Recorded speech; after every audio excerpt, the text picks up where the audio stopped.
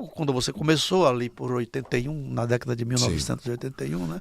Tanto no teatro quanto nas artes em geral, cinema, etc, etc.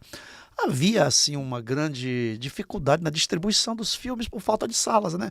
Na parte de cinema, né? Sim. Hoje melhorou um pouquinho, né? Mas não está ainda a contento, hoje em né? dia você tem a lei das cotas, né? Nos streamings, acho que você é obrigado a passar 30% da programação, ou 30% ou 40%, eu não me lembro qual é a cotação. Hoje em dia é obrigado a passar a cinema nacional. Não, o mercado aqueceu muito. Graças a Deus, Lula voltou e a cultura voltou a ter chance, né?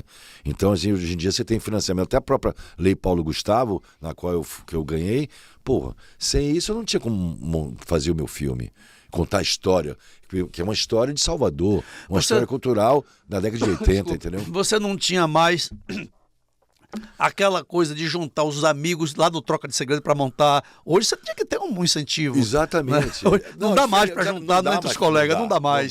Tem que ter um incentivo. Não, naquela época a gente era uma época mais, era utopia mesmo. Era guerrilha. Sim, sim. A gente fazia. Hoje em dia não dá mais. E você tinha 20 e poucos anos, exatamente. Né?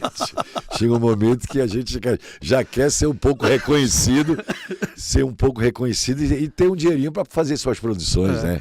Apesar de que o meu Godói, estou há 8 anos em cartaz, nunca tive incentivo nenhum. Aliás, tive só do governo do estado da Bahia quando eu fui a Portugal, que foi no ano que eu fiz um projeto chamado Bahia-Portugal, que era do bicentenário da independência.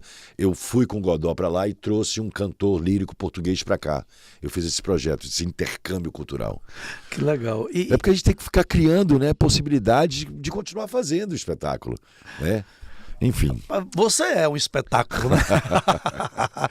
e televisão, você tem alguma coisa em vista aí para fazer? Cara, em breve?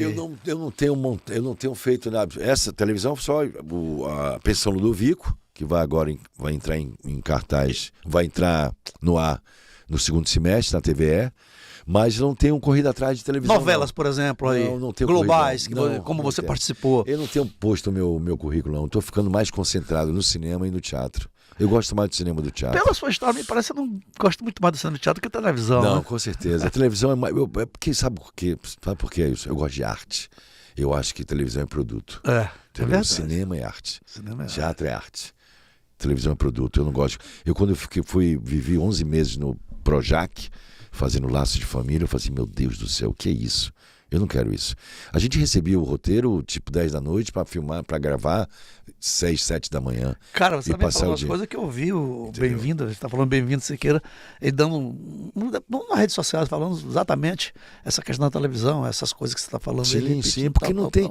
O diretor, ele fica lá em cima da gaiola, você nem vê na mesa de corte, você nem vê o cara. Aí você erra assim, vai daí. Como vai daí, cara? Porque tem que ser, indústria. Então tem que ser. A gente gravava 29 cenas num dia, cara. Imagina, isso cara. Não é arte. Isso é indústria, é produto. E pra você então ler aquele roteiro, decorar... E ainda tem que decorar. Aí como é que você constrói o seu personagem? Como é que você vive o seu personagem? Se você não tem tempo de elaborar. Eu sempre... E outra coisa, novela é uma obra aberta. É de acordo com as cartas que seu personagem recebe do público. Então seu personagem pode ir lá para cima, pode ir para o anonimato, se o público não gostar, entendeu? Então tem isso. Eu sou do tipo de ator que gosta de ser dirigido. Eu não suporto, por exemplo, cinema, eu não suporto esses diretores que entregam os atores para o preparador de elenco. Odeio. Eu gosto de ser dirigido. Eu fui dirigido por Werner Herzog, fui dirigido por Miguel Litin, por Cacá Diegues, por Vicente Amorim. Só fera, entendeu? Porque eu gosto da relação do diretor e do ator. Por Lula Oliveira, com esse filme A Matriarca. Você vai ver um trabalho, vai ver esse filme, cara. Esse filme é sensacional. Tá ali no passeio, né? No passeio no cinema do museu. E é uma história, é um elenco 100% baiano, é uma produção totalmente baiana que se passa em Cairu e Valença, filmado... Lá na nossa região. Exatamente. De novo lá, Cairu e Valença. E assim, e tá lindo, cara, tá lindo o filme também. Cara, inclusive, você falando dessa questão aí da televisão e dos diretores, eu volto ao Bem-vindo, não sei porque você trouxe o Bem-vindo. Bem-vindo é o meu primeiro grande mestre, Bem-vindo é uma figura que eu admiro Ele é fantástico. muito. Ele é o cara que me ensinou a fazer teatro. Que legal. Ele me viu, eu estudava no Vieira, no Colégio Antônio Vieira. Eu fazia um espetáculo na época, imagine, 78 isso. Era amador, a gente fazia um espetáculo chamado Sela Canto Provoca Maremoto, que era a história de jovens, os jovens que a gente queria falar. E era um drama juvenil. Quando eu entrava em cena, a galera ia abaixo, dava risada. Aí Bem-vindo falou assim, tô vendo um ator ali. Ele aí me chama pra fazer o almanaque do Teatro Livre para 1980. Inclusive, nessas gravações dele que eu vi nas redes sociais, ele falava exatamente isso, a política que tem na televisão. Ele falava, porra. E teve uma época, depoimento dele que eu vi nas redes sociais, que ele fez, que o diretor falou assim, ó, Bem-vindo, menos que você vai tomar. Que o protagonista estava sendo ofuscado por ele. Ele fazendo um mendigo, bafo de bode. Exatamente. Ele falou, porra, eu sou ator. Como é que ele faz? Porra, eu sou ator, porra! Exatamente isso. É a mesma coisa você fazer um ator coadjuvante no teatro, aí o cara tem um personagem principal, já vivi isso também, e o principal ficar puto porque você tá brilhando mais do que ele. Isso não existe, cara. Existe. Imagina. Por isso que você gosta do cinema, a la Glauber Rocha, uma câmera na mão, uma ideia na cabeça, cinema novo. Isso, exatamente. Eu tenho também eu sou formado em cinema, eu sou formado em comunicação social com habilitação em cinema e vídeo. Legal. Pela FTC. E eu fiz um curta. O famoso comunicólogo. Eu fiz um curta-metragem, uma adaptação, eu adaptei um conto do Luiz Fernando Veríssimo chamado Meio Poeta.